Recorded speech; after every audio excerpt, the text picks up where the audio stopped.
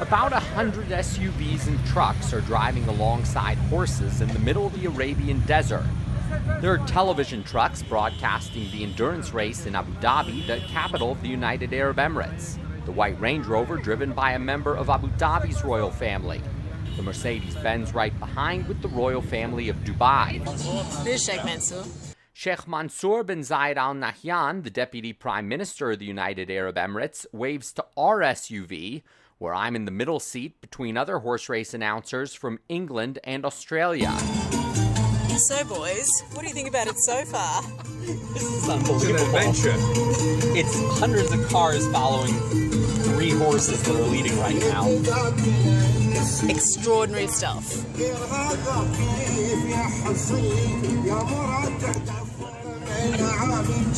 Whoa. And our local driver is channeling Fast and the Furious to stay close to the horses and royalty. Do the cars race too? That's it. So far, that's what it looks like, a car race. Yeah, you got him. Pass on the inside. I love it. Go, go, go.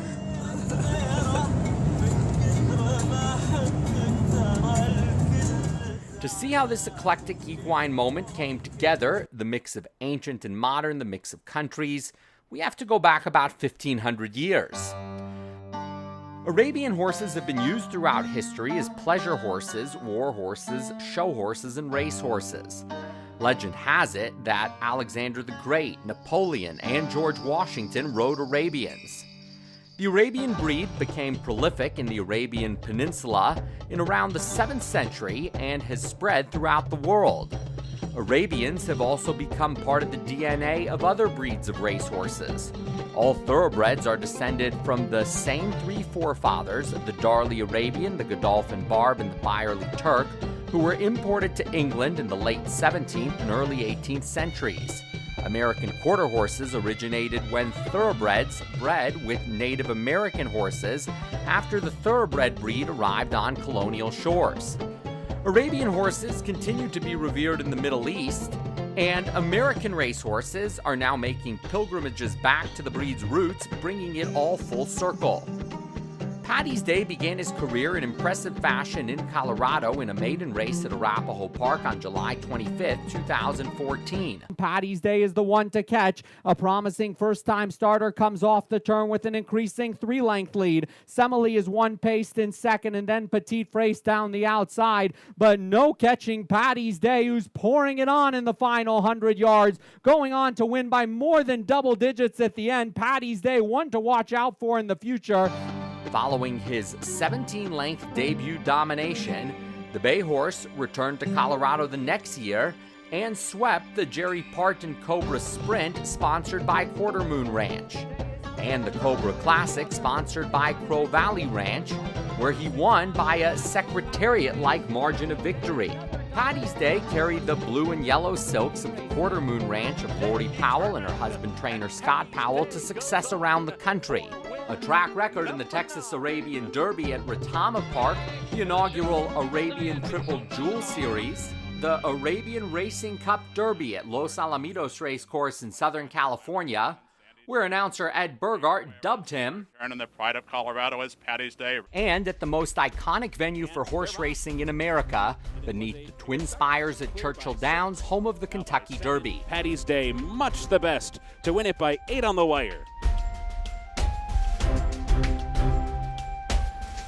Then Paddy's Day carried the red, white, and blue representing the United States in the United Arab Emirates in the richest Arabian horse race in the world, the 1.2 million euro Sheikh Zayed Jewel Crown at the Abu Dhabi Equestrian Club. I think he's just starting to get the game figured out. I think he handles it good. He settles in anywhere. He settles in anywhere. What about America? Would it be number 7, Paddy's Day, now ridden by Joe Rocco Jr., 16 wins out of 24 starts, trained in New Mexico by Scott Powell, the Triple Jewel winner from America, Paddy's Day. 2 other American horses joined Paddy's Day in Abu Dhabi. Number 10, Sand Victor, representing the United States of America. He's won 6 times. He beat Paddy's Day last time out at Los Alamitos. Pat Dobbs rides for the American trainer, Terry Eaton, in the colors of Joe and Betty Gillis. This is number 12. This is Awesome. Ridden Travis Wales from the United States of America. Lynn Ashley. Ashby is the trainer. Can This Is Awesome live up to his name?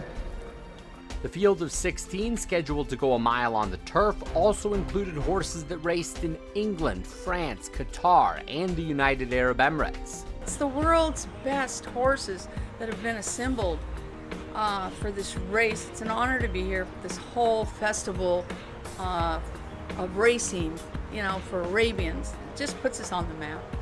Incredible, yeah. To get to come over here with Scott Powell and his wife Laurie and being part of Paddy's Day, and it's just incredible. We're just really enjoying it. With 6 continents represented by horses and jockeys in the Jewel Crown, as well as races for female and apprentice riders,